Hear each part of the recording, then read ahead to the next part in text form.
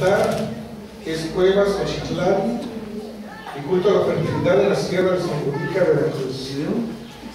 Esperamos a que únicamente se acompañe a la mesa.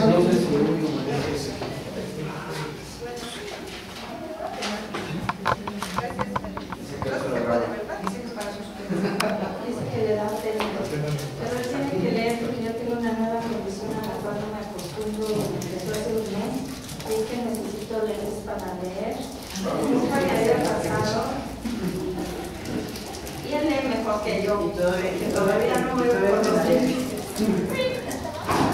Buenas tardes, muchísimas gracias por su asistencia, por soportarnos una experiencia muy bonita. El culto a la fertilidad y la petición de lluvias en los Xochitlanes de la Sierra de la Songovica, Veracruz, en México.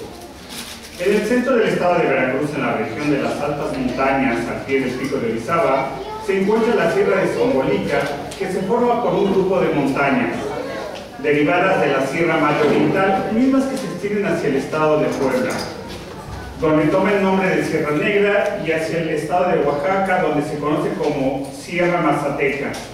El poblado de Songovica, que es la cabecera municipal, se ubica a una altitud de 2.000 metros sobre el nivel del mar. El clima es templado, húmedo, extremoso, con una temperatura media anual de 18 grados centígrados. Los suelos de la región son arcillosos de colores rojo y amarillos, los cuales descansan sobre sedimentos del periodo Cretácico, que son formados principalmente de calizas, y lo cual es altamente notorio. La orografía es una zona donde no es propicia la formación de grandes ríos, y los que existen solo en épocas de lluvia suben momentáneamente su nivel, ya que forman parte del desagüe de la serranía durante la estación. Entre los más importantes destacan el Río Blanco, el Alto Tolco, Mayotepa, Santiago y Tonto, que es un importante afluente del Papaloapa. Algunos de estos ríos se llegan a perder en las profundidades de la tierra a través de sumideros o sótanos, espacios tan singulares en la región que en no pocas ocasiones los caminantes han caído inesperadamente en ellos, ya que se encuentran cubiertos de maleza y a veces, sobre todo por la noche, no se puede apreciar su boca, lo que hace que sea propicio este tipo de accidentes. Cuando esto ocurre, es común que el sótano reciba el nombre de la persona que ha muerto al interior. Un caso claro lo tenemos en el sótano Tomás Aquiagua, que tiene 350 metros de profundidad, donde falleció una mujer. Esta región, debido a su escarpado entorno, permaneció semi-aislada desde el momento de la conquista española hasta mediados del siglo XX, en que se hizo la primera carretera desde Orizaba hasta Songovica. Existieron anteriormente caminos de terracería. Este aislamiento permitió que las comunidades que lo habitan mantuvieran hasta nuestros días su idioma náhuatl, costumbres y creencias, fusión entre la cosmovisión indígena y la religión impuesta por los conquistadores españoles. En la actualidad hay una serie de caminos de terracería de donde transitan los vehículos y las poblaciones se mantienen en una más estrecha comunicación. Las cuevas como un espacio ritual. Como ya se mencionó, los diversos factores geográficos que han incidido en la formación de las cuevas en la región, sin duda la alta precipitación, sobre suelos ricos en nutrientes en un clima cálido, conforman un agua ácida que degrada poco a poco la fracturada roca caliza, formando cavidades tanto horizontales como verticales, algunas de unos pocos metros de desarrollo y otras de hasta más de 300 metros de longitud y o profundidad, formando grutas con varias galerías. La importancia que tuvieron las cuevas para los pueblos mesoamericanos ha sido diversa y por lo mismo, estas tuvieron gran variedad de significados. Dependiendo de sus características, algunas pudieron haber servido como refugios temporales y otras como habitación, también dependiendo de la época del año, ya sea de lluvias o de secas. Posteriormente, obtuvieron otras connotaciones relacionadas con la religión, por lo tanto, se convirtieron en boca de la tierra, entradas al inframundo, la morada de los dioses del agua y o los de la muerte. En no pocos casos, estos espacios se convirtieron en lugares de culto que servían a ciertos rituales y en los que se debía dejar a las deidades moradoras ofrendas. Al estar vinculadas las divinidades de la muerte y ser parte del inframundo, sirvieron también para enterrar a los muertos. Por lo tanto, las cuevas constituyeron espacios sagrados del paisaje natural. Así, las cuevas son la entrada al inframundo, el espacio que conecta al ser humano con el vientre de la tierra, con el lugar de origen, como ya se dijo. En muchas ilustraciones prehispánicas se le ha presentado como un elemento con fauces, que se convierte en la boca del monstruo terrestre. No tenemos evidencia arqueológica de ocupaciones tempranas de estos espacios en la región, pero sí podemos decir que fueron usadas antes de la llegada de los españoles, habiéndose encontrado al interior de ellas unas efigies del dios Tlaloc y esculturas sedentes de brazos cruzados, como las llama el arqueólogo Rubén Morante, y diversos cajetes y tepalcates, apuntando a un uso ritual al interior de ellas, donde ha encontrado que este tipo de figuras pertenecen al periodo posclásico en la región. La petición de lluvias y el Xochitlali. Los grupos náhuatl de esta región, como en otras partes del país, tienen una vida ceremonial compleja en la que se entremezclan las prácticas religiosas relacionadas con el santoral católico y aquellas vinculadas con los calendarios agrícolas de origen prehispánico que ha permeado la religión oficial. Las festividades dedicadas a los santos católicos y fiestas patronales son de gran importancia en las comunidades y motivo de preparativos en los que los mayordomos y ayudantes participan a veces con un año de anticipación.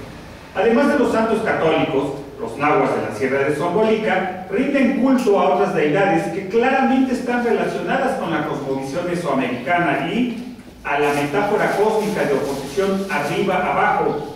Tlalticpatli, madre tierra, superficie terrestre, madre nutricia de los agricultores, y Tlalocan, paraíso viviente ubicado en el subsuelo, receptáculo de manantiales y fuente de humedad, ámbito de fertilidad agrícola, cuna de animales y vegetales, según nos comenta Rodríguez López.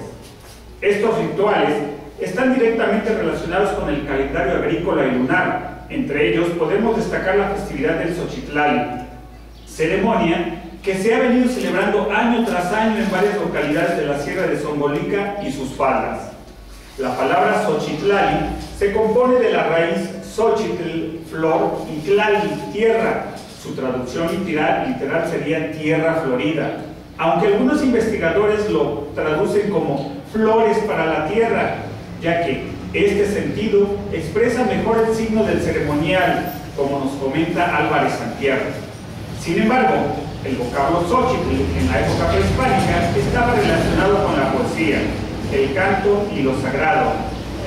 El Xochihuicatl, o canto florido, como nos dice Johansson, por lo que pensamos que sea posible que la denominación Xochitlali provenga de un difracismo relacionado directamente con el ritual en el que se engloba, además de la ofrenda, los rezos y cantos que debieron acompañarlo antes de la conquista española. De ahí que podamos comprender la serie de variantes relacionadas con este ritual, que como veremos, puede ser público o privado, y va desde la cura de enfermedades, ya sea en el espacio donde se encuentra el enfermo o donde se contrajo el mal, como en el caso de la pérdida de la sombra, o bien en la milpa al principio de la siembra. En este caso, el ritual tendrá varios pasos que culmina con el cierre del ritual, también llamado la viuda, al finalizar la cosecha. Respecto al término Xochitl, Gómez Martínez nos comenta: en las oraciones rituales la ofrenda se expresa bajo la metáfora flor, que destaca que las viandas son lo más preciado y valioso que se entrega. El término Xochitl no solo enuncia la flor como ornato, sino que exalta la cuestión sagrada. Esta palabra se usa como prefijo para denominar la puesta de la ofrenda de alguna entidad sagrada, o bien la entrega de un elemento como ofrenda y locución de lo sagrado. El sentido metafórico de la puesta de la ofrenda recibe el nombre de Xochitlali o Xochitlalia. Ambos indican colocar o disponer la flor u ofrenda en la superficie de la tierra. El mismo verbo tlalia, poner, tiene asociación con la tierra para mostrar que se coloca algo sobre la superficie de una cosa. Al juntarse con la palabra Xochitl en calidad de prefijo, señala que se entrega la ofrenda producto de la tierra. Esta celebración está relacionada con los ritos propiciatorios a través de los cuales se pide el favor y los dones de la naturaleza para obtener buenas cosechas a lo largo del año. Los cultivos de maíz, frijol y calabaza no solo resultan indispensables para la subsistencia de todos los habitantes de la zona, sino también para crear y recrear las concepciones ancestrales sobre cómo se obtienen los frutos naturales, pues se conciben como surgidos de una negociación entre los hombres y la naturaleza, cuyos dueños son deidades o dioses que habitan al interior de la tierra. El Xochitlali se realiza en varias cuevas de la región el primer viernes de marzo, y en él se rinde culto a los dioses de la tierra y el agua, Nanatonantzin y Tlaloctlalteta, o Tlalocannana y Tlalocantata, como pareja divina y protectora de las cosechas, y a los cuales, a través de esta ceremonia, se agradece por los dones recibidos durante el año y se pide por las próximas cosechas y buenas lluvias. En este ritual se puede identificar una fusión de creencias y tradiciones autóctonas en las que todavía existen reminiscencias de origen prehispánico y de la religión traídas durante la conquista. En primer lugar, se encuentra el notorio culto a las deidades de la lluvia encarnadas en Tlalocannana y Tlalocantata, y en la elección de las cuevas, ya sea en su cercanía o al interior, muy propio de las sociedades agrícolas prehispánicas, con todos los mitos y simbolismos que esto conlleva. En segunda instancia, se observa el ritual católico adecuado a las necesidades locales, ya fusionado con algunos de estos elementos prehispánicos. En este acto, existen una serie de pasos que siguen un orden preciso. Inician con las procesiones desde el poblado hasta la cueva, donde una persona en particular, el rezandero o mayordomo, lo encabeza, cargando un crucifijo y acompañados, en algunas ocasiones, al santo local. En el espacio designado se coloca un altar que para la ocasión se adorna con flores y velas, y que llega a ser permanente. A veces se invita a un sacerdote a dar una misa especial al interior de la oquedad. Por lo general, solo una parte de la cueva es donde se realizan los rituales. En algunas ocasiones es en la entrada, como en el caso de la Cueva del Sol en Cuetzala, y en otras se adentran unos metros al interior para colocar las ofrendas. El altar consiste en una mesa que es llevada desde el pueblo, o puede ser una roca con superficie horizontal, o incluso, como ya se mencionó, solo un espacio separado como tal en la tierra. El rezandero prepara el lugar donde se colocan los implementos del rito. En algunos casos se acomodan palmas verdes, ramos de flores, veladoras o velas, botellas o vasos con agua o refresco, cerveza u otra bebida alcohólica, platos con variada comida sencilla como arroz, frijoles, tortilla, pan, tamales, guisados, hasta platillos característicos de festividades importantes para la familia o la comunidad, como el tradicional mole de guajolote. En algunos casos, la ofrenda consiste también en enterrar al mismo guajolote, y entonces, una vez tapado el espacio, se convierte en el mismo altar. Dentro de la ofrenda se colocan frutos como manzanas o naranjas, aunque también hemos observado simples empaques de galletas.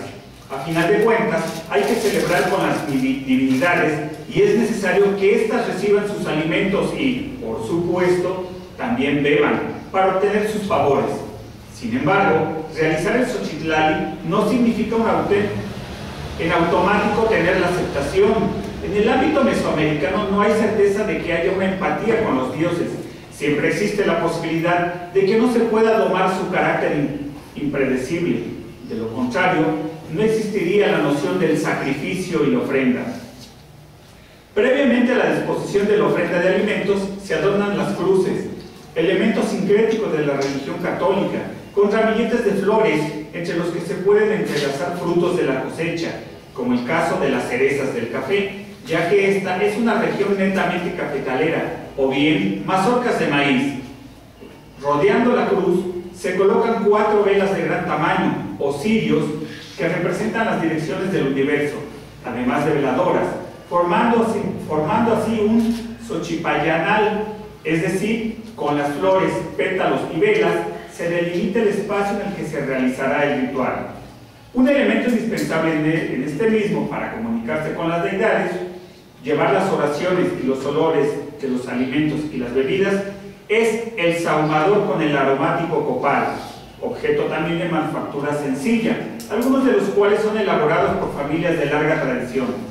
Este es llevado por el especialista ritual Tatachi o Xochitlaca, quien dirige a las 4 regiones del universo mientras realiza los rezos y le habla bonito a la tierra, algunos en náhuatl y otros en castellano. Y tenemos una parte del rezo que pudimos recoger en el año 2010 y dice: venimos aquí los macehuales, pedimos a nuestro Padre Tierra, a nuestra Madre Tierra, Padre Dios, por tu Hijo Jesucristo, estamos tus hijos y tus hijas, te pedimos por todas nuestras necesidades, como tenemos costumbre, sembramos nuestras mazorquitas, te pedimos nos regales esta cosecha de café, te pedimos todo lo que necesitamos, lo que tú nos regales, como plátanos, limón, naranja. Te pedimos que nuestros músicos no se desmayen, porque están tocando todo el día. Padre nuestro que estás en el cielo, santificado sea tu nombre, vénganos tu reino, hágase tu voluntad en la tierra como en el cielo. Este es uno de los rezos de don Cristiano, que fue el rezandero que estuvo en lugar del Reinaldo Cepegua ese año. Ya habíamos hablado que en la conferencia de las brujas, que él era uno de nuestros informantes. Y es el señor, ese que está aquí, ese es don Reinaldo Cepegua. Con esta convivencia entre númenes y hombres se realiza un compromiso en el que la gente debe realizar la festividad año con año, agradeciendo el momento de la siembra, de la cosecha, de guardar los frutos y celebrar a las deidades en otras festividades, mientras que los dioses se encargan de mandar las lluvias necesarias a su debido tiempo para llenar los cerros, no más ni menos. Proveerán los frutos de la tierra trabajada por el hombre y otorgarán los de la naturaleza, al igual que alimentarán y cuidarán a los animales del bosque y los nacidos en las granjas. Al terminar las oraciones, el rezandero coloca los ramos de flores que forman parte de la ofrenda en su lugar. A este paso del ritual se le denomina poner la flor. Y agarra la botella de aguardiente, lo sirve en un vasito, realiza otra oración y lo vierte en la tierra formando una cruz.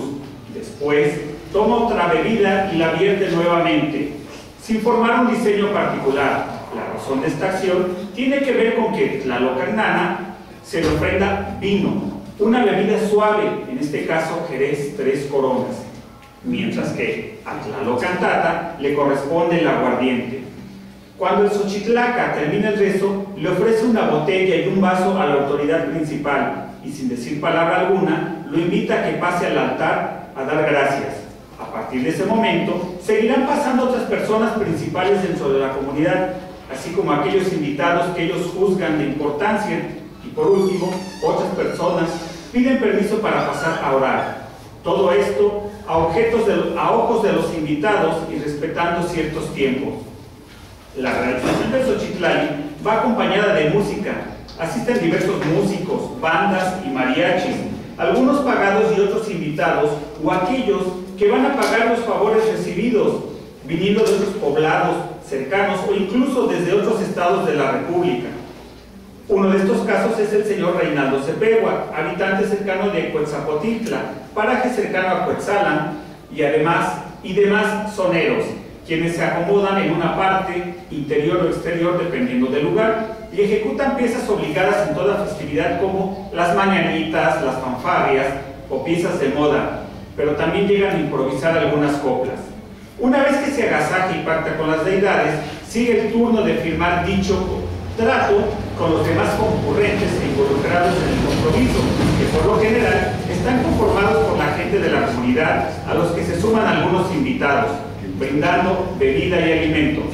Tampoco faltan las descargas de cohetes en distintos momentos, los cuales anuncian diferentes cosas: la llegada, momentos especiales de los rezos y el fin del evento comunitario. Ya entrada la tarde, todos los concurrentes emprendemos el regreso a la casa para celebrar de una forma más privada, compartir con sus familiares los alimentos preparados para el festejo y también atender el altar familiar, así de la misma manera como se realizó en la cueva de forma pública. Las cuevas sujetas al ritual. Uno de los cuestionamientos que nos hemos hecho es ¿cómo eligen una cueva? ¿O cómo se sabe qué puede ser el espacio relacionado con los númenes del Tlalocan? En primera instancia pensábamos que se trataba de su accesibilidad. Sin embargo, vemos que esta es variada, pues responde principalmente a la factibilidad de formación en el entorno geográfico. Algunas están cercanas a los poblados, mientras que otras están alejadas, pero se puede acceder por brecha con vehículos o a pie. Actualmente se puede llegar a todas caminando, aunque unas están mejor comunicadas que otras. Un ejemplo de esto es la Cueva de los Impiles, que recibe este nombre debido a que en ella fueron encontradas figuritas prehispánicas a las que se le da este calificativo en la región. Para llegar a ella hay que caminar apenas unos 20 metros, casi en línea recta y en forma horizontal desde el camino de terracería donde uno deja su vehículo. Mientras que para acceder a la Cueva del Sol es necesario subir una parte del cerro caminando por una vereda hasta la boca de la dolina y posteriormente bajar a su interior, siendo este el tramo más complicado. Para algunas personas, según comentan los visitantes, el ascenso puede resultar dificultoso, pero es parte del mismo sacrificio.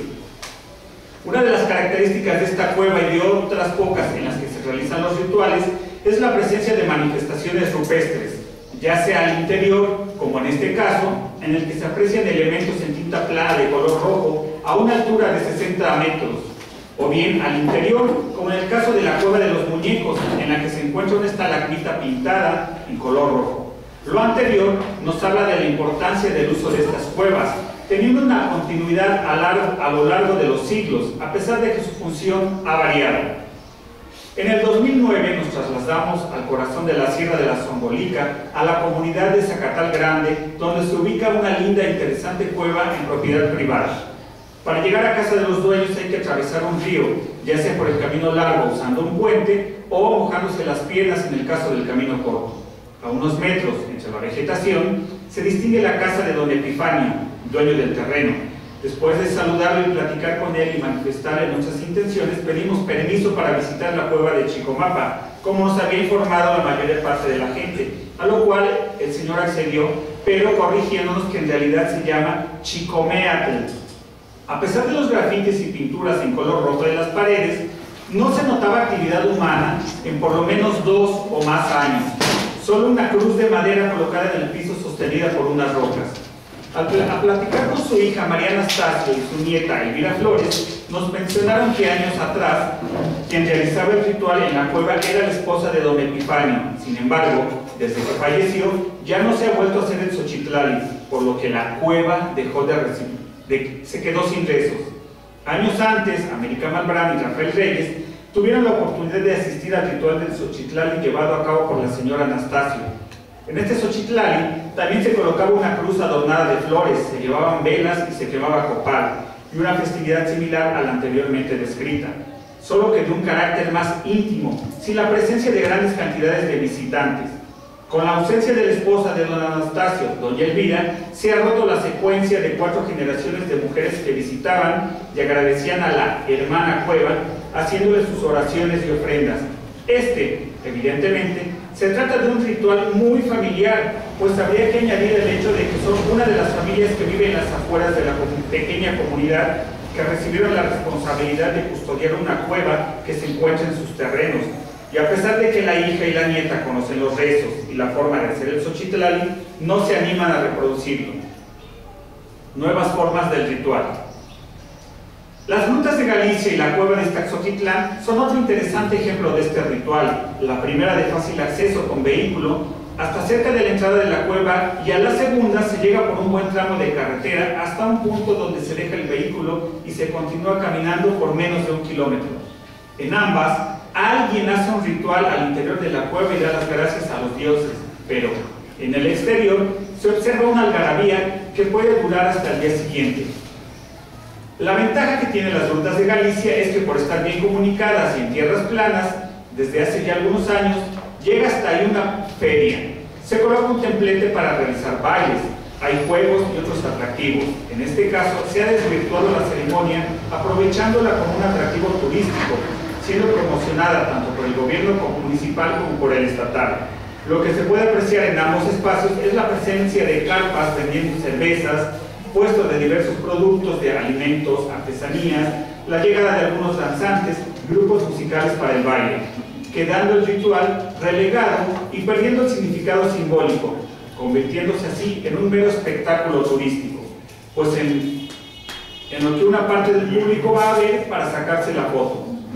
A este espacio han llegado también grupos esotéricos con discursos neomísticos relacionados con el surgimiento tolteca o azteca, concheros y mexicaneros que realizan danzas, además de limpias, lectura de mano, tarot y hasta otro tipo de especialistas en medicina alternativa como acupuntura, masajes y reiki, que nada tiene que ver con la realidad simbólica del ritual y el conocimiento indígena tradicional.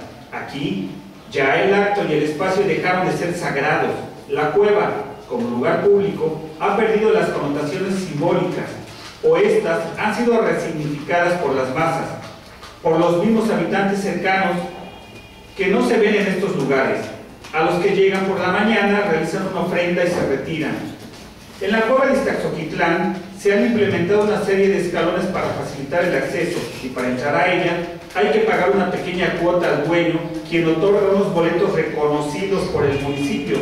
La cavidad es semicircular, bastante amplia, y al interior se han acondicionado dos pequeñas terrazas.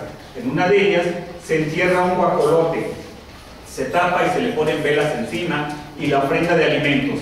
El dueño hace unas oraciones y lleva una banda a tocar. Si bien parece un poco más creíble este ritual que el anterior, tampoco convence a los rezanderos tradicionales, quienes decidieron buscar otra cueva cercana a la de los Impiles para realizar el Xochitlali, porque en Ixtaxoquitlán se está desvirtuando el significado real como un acto de reciprocidad entre la comunidad y las deidades, en el que nada tiene que ver el interés comercial.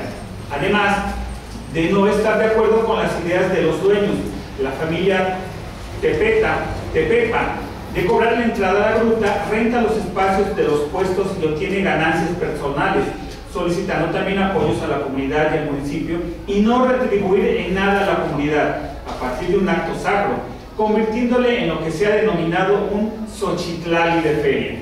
Esta recreación artificial del ritual, lejos de ayudar a conservar algo que se convierte en una escenificación descontextualizada, carente de un sentido simbólico y espiritual, convirtiéndole en lo que Hobsbawm ha denominado la invención de la tradición o tradición inventada. A manera de conclusión, podemos comentar que es interesante que en esta región y en relativa corta distancia encontremos por un lado un ritual abierto al público donde se prevé la llegada de turistas y se prepara una fiesta, se instalan carpas donde se venden bebidas alcohólicas y alimentos, se espera un grupo musical que amenice la noche y se haga un baile, dejando que el ritual de agradecimiento pase a un segundo término.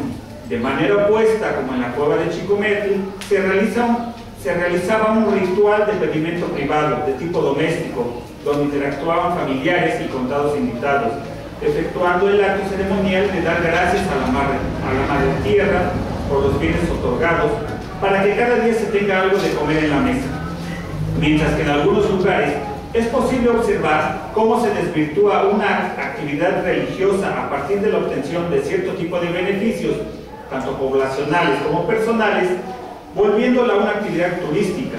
En esta forma, la realización del ritual colectivo no depende de un solo individuo, sino más bien se trata de un conjunto de personas que se organizan. Por el contrario, en los rituales domésticos, al faltar el especialista ritual para hablarle a la Madre Tierra, decae la actividad religiosa a tal grado de que, de no haber familiares que retomen su lugar, lo que ocasiona que el acto religioso se puede modificar o desvirtuar y en el peor de los casos también perder. Si bien la idea original es la planeación y elaboración del Xochitlali, cada uno de ellos tiene sus particularidades, pero no cabe la menor duda que a pesar del modo en que se organicen todos, conlleva la intención de agradecer a la naturaleza por los bienes otorgados. Esta necesidad de dar las gracias es propia de todos los seres humanos. Al irse conjuntando ideas o sincretismos, se hace una amalgama rica en elementos que pueden desencadenar en patrones locales o regionales. Muchas gracias.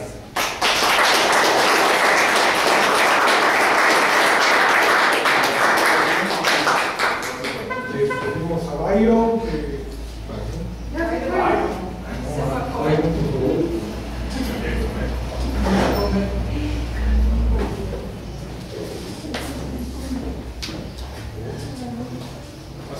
preguntas, a los comentarios.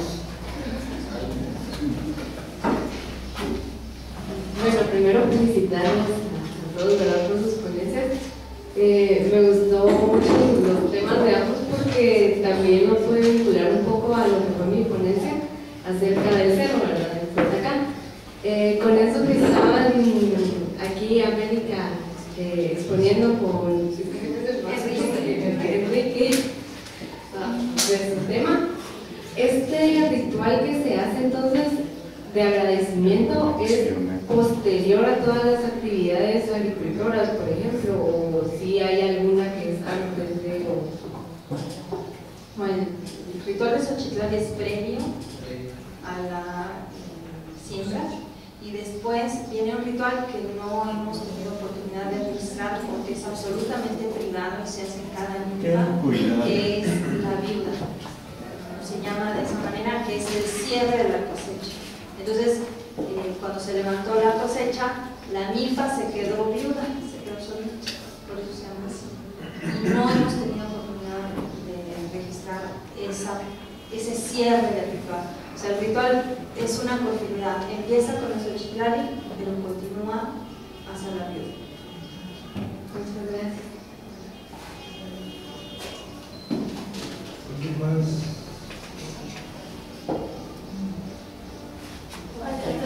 Acá. Para Bayro,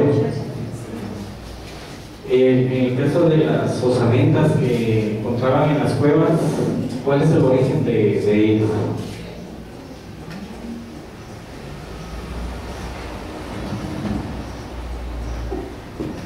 Gracias por la pregunta. Todas las osamentas que se han encontrado son prehispánicas y por la cerámica que se ha encontrado asociada creemos que se tratan de entierros del clásico tardío. No hemos encontrado por el momento osamentas más tardías, valga la redundancia, a excepción de que en una de ellas, la cueva número 5, si no mal recuerdo, están las osamentas asociadas a material del clásico tardío, del clásico tardío, pero se recuperaron algunas vasijas que están cumpliendo la función de osarios, pero estas son del postclásico tardío.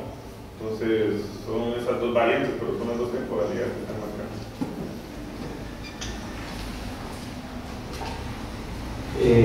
Para América, en el caso de las ceremonias, actualmente vemos que en algunas comunidades han habido transformaciones en el caso de la religión. Por ejemplo, en Guatemala, en la región del Altiplano, se sigue ejecutando la celebración de la ceremonia del maíz, pero en la parte sur la ceremonia del maíz ya no se lleva a cabo por cuestiones de un cambio de religión. Entonces ellos ya ven esta clase de ceremonias como algo pagano que va en contra de la nueva religión que tienen. En el caso que ustedes presentaban, ¿cómo se da esa situación o no?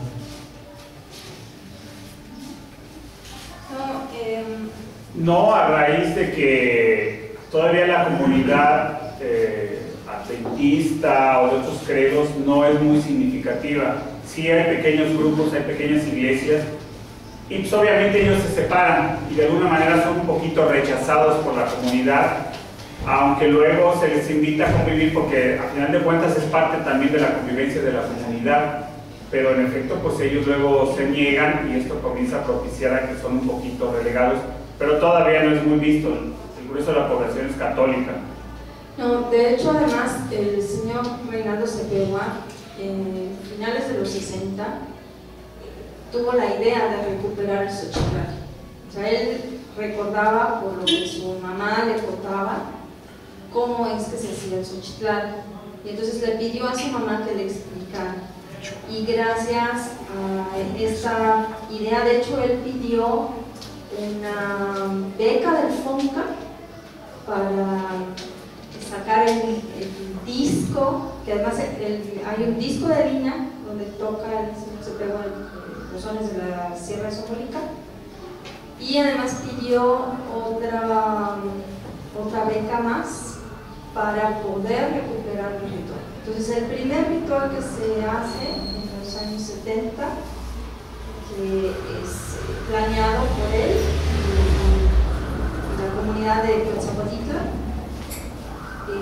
se hace con fondos nacionales, y a partir de ahí cada año se empezó a llevar nuevamente esta mujer, y había algunas rezanderas todavía que recordaban las palabras. Entonces es un ritual que es abrazado por la comunidad. Uno de los problemas es que en el año 2005 empezó el boom del Xochitlali turístico, porque el gobierno del estado y el gobierno de Orizaba lo vio como una entrada de dinero para la comunidad. Entonces ahí sí lo que pasó es que parte de la comunidad se dividió.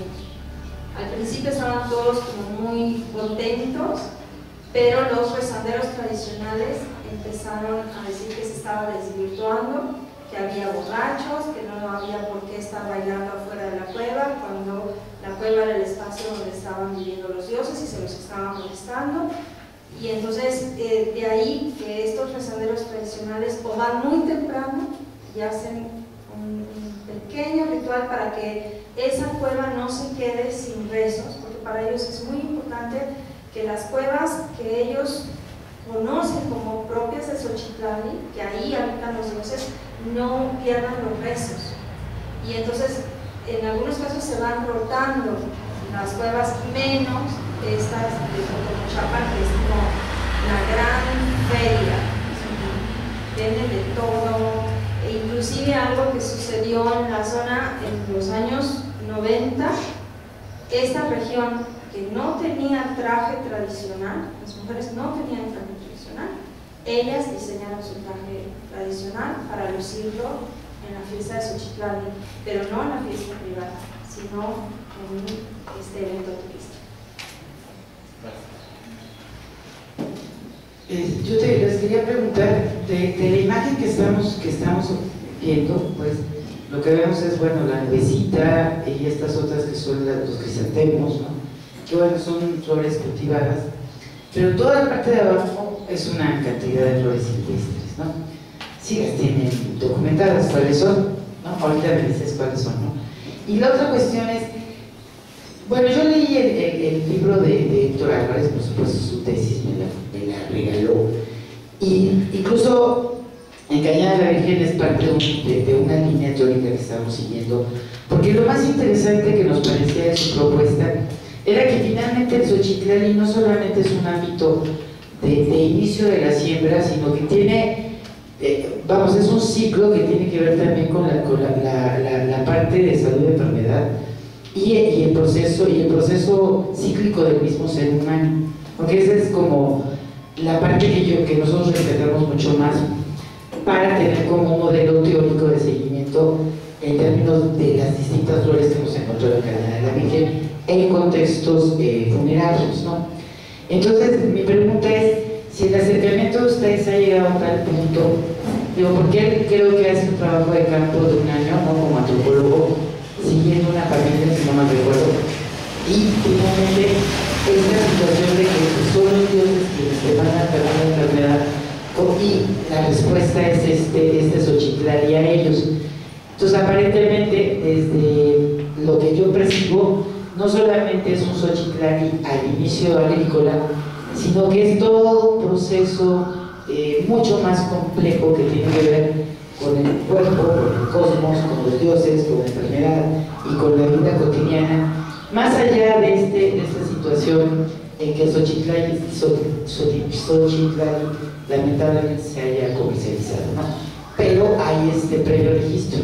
Y la otra es si hay alguna documentación desde época prehispánica en, no sé, crónicas del siglo XVI, XVII o en códices en donde se tengan posibles amarres al Xochitlali. Sí, lo que más o menos hablábamos ayer de esto, con Laura Monero, que antropóloga de la Universidad de Puebla, hicimos la maestría juntas y entonces muchas veces comentamos esto porque nosotros estábamos en ese momento trabajando con el doctor Carlos Serrano, que aparece en una de estas fotos por aquí cercana. Ahí lo tenemos, de este lado. Carlos Serrano y Alejandro Terrazas, en una de estas primeras visitas que hicimos. Nosotras hablábamos después de meditar sobre este proceso que tenemos de Xochitlali y las variantes de Xochitlali que estamos teniendo. De un lado tenemos la Sierra de Zongolica, del otro lado tenemos la Sierra Negra en Puebla y del otro lado continúa la Mazateca. Y en las tres regiones tenemos presencia de rituales de Xochitlali. Lo que nosotros encontramos al principio cuando llegamos a esta región fue muy interesante, fue la construcción histórica que ellos tienen. Entonces, en Cuetzapotitla y Cuetzala, no Cuetzalan, Cuetzala, pues ellos, los ancianos, y entre ellos el señor Cepegua, tienen una construcción histórica donde ellos decían, es que nosotros formamos parte de la Triple Alianza, y te lo dicen así. Y córrele a los códices, a buscando una matrícula de tributos, y nunca encontramos relación. O sea, Cuetzapotitla aparece por primera vez hasta donde nosotros hemos encontrado ahora en un mapa de 1600 y cacho. Casualmente, como Enrique trabaja también con su padre en Oaxaca, por mera casualidad encontramos un dato de que Cuetzapotitla, para el momento de la conquista, pertenece a la Mixteca, ¿no? a la Sierra Mazateca. Por supuesto, tú vas y le dices a ellos, no, ustedes no son Triple Alianza, no.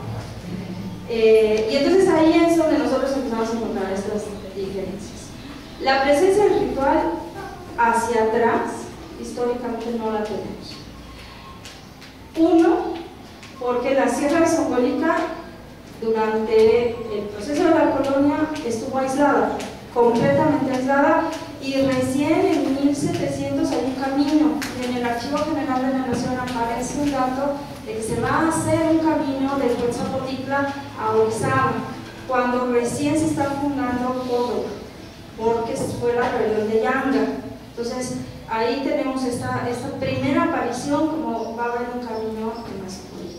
Probablemente estos rituales y otros debieron preservarse más en esta región gracias al aislamiento, pero para la época prehispánica no tenemos un registro que podamos haber encontrado por el cual nosotros podamos seguir el camino de este tipo de rituales. No, pero la época prehispánica es 1700. Claro, sí, también, sí, por supuesto. ¿No? Ahora, lo que sí tenemos es esta idea de la memoria histórica que ellos tienen, y una gran ventaja es que arriba de la Zongolica y Tequila todavía se habla el náhuatl de la zona. De hecho, el rezo que nosotros tenemos se tradujo del rezo en náhuatl. Y de hecho ellos rezan ese Padre Nuestro en náhuatl. Entonces, lo que nosotros pensamos a partir de estas distintas formas de Xochitlali es que el Xochitlali es el concepto, no el ritual en sí. Y entonces originalmente nosotros ahora tratamos de pensar en el concepto y no en el ritual. O sea, el concepto del Xochitlali implica la comunicación con los dioses, la petición de lluvias, la petición de buena cosecha, la petición de salud. Y entonces tenemos Xochitlalis privados para regresarle la sombra a alguien que se asustó. Xochitlalis en los cuales ¿cómo se podrá decir? Se le otorga su lugar al nuevo rezandero, porque tuvo un sueño y entonces soñó con Tlaloc Tata o con Tlaloc Nana, que él va a ser rezandero y aunque él no quiera, no tiene más remedio y se hace todo este ritual con uno o varios especialistas en su casa, donde no se invita a nadie, nada más están los padres, a lo mejor los padrinos, que esto es común en la Sierra Negra, y ese va a ser un nuevo rezandero. Tiene que aprender a trabajar con el rezandero que lo está, ¿cómo podríamos nombrando? ¿No? Y tenemos además estos xochitlalis públicos, no estamos hablando del turístico, estos xochitlalis públicos donde viene toda la comunidad, traen las flores. En realidad las flores no tienen, o sea, no es como en el caso aquí en Playa Capa, que es para Navidad, que suben al cerro, traen bromelias, no hay una flor en específico, o sea, van y recogen flores que haya. Y por supuesto, o van al mercado y te compran nube o las que siembran, inclusive ves el masuchi fuera de temporada, ¿no? Y lo que se está haciendo es que se está involucrando a los niños desde muy temprano y las mismas escuelas participan en la elaboración del xochitl. Entonces, es un ritual que podríamos decir está reviviendo. Además que nos pasó, tenemos, bueno, el año, hace 2 años, en Guatemala presentamos precisamente un xochitl de nueva creación, porque muy cerca en Centla, a pocos kilómetros, tenemos la colonia italiana, que llegó a principios de siglo.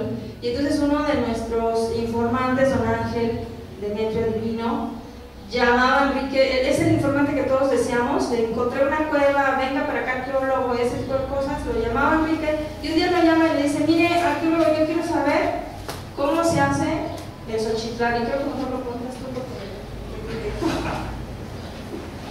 Me comenzó a contactar y yo sospechaba que él tenía curiosidad para ver cómo se hacía, pero en realidad no, él ya tenía la intención de crear un xochitlali y así me estuvo preguntando como 1 año y yo le comentaba cómo se hacía, cuáles eran los pasos y cuando él tenía una duda en específico me hablaba por teléfono y qué es lo que sucedía o acontecía, entonces yo lo iba instruyendo hasta que me dijo voy a hacer un xochitlali. Le dije no, ¿cómo que va a ser un xochitlali?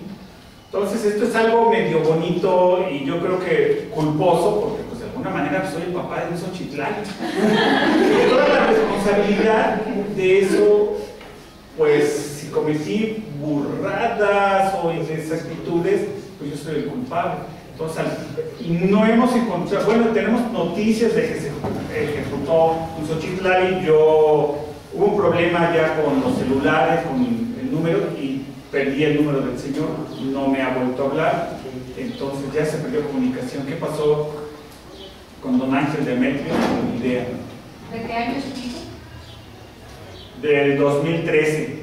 Pero aquí lo interesante es esta idea comunitaria en la cual este grupo, porque son italianos, tienen raíces italianas, algunos hablan italiano, son campesinos, no son cafetaleros. De hecho, esta que ahora es una cadena de cafés de la Italian Coffee, que lo compró el marido de Lucero, que les debe haber visto la cara, y ahí llegamos muy tarde para decirles que les estaban viendo la cara porque iban a terminar haciendo una cadena, era de esta cooperativa italiana.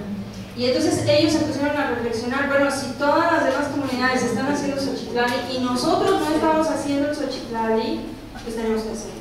Claro. Y esa fue la respuesta. Y entonces lo que nosotros estamos viendo en este fenómeno, que desgraciadamente hace 4 años que no vamos, es el florecimiento de un ritual, ¿no? Algo que se quedó como escondidito y que de repente ¡pum!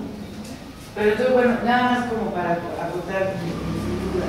Finalmente, entonces, podríamos decir que si la sierra simbólica no hay una presencia española hasta 1700, pues es prehispánico hasta 1700, y entonces el primer registro del primer xochitlali, pues podría ser en 1800, ¿no?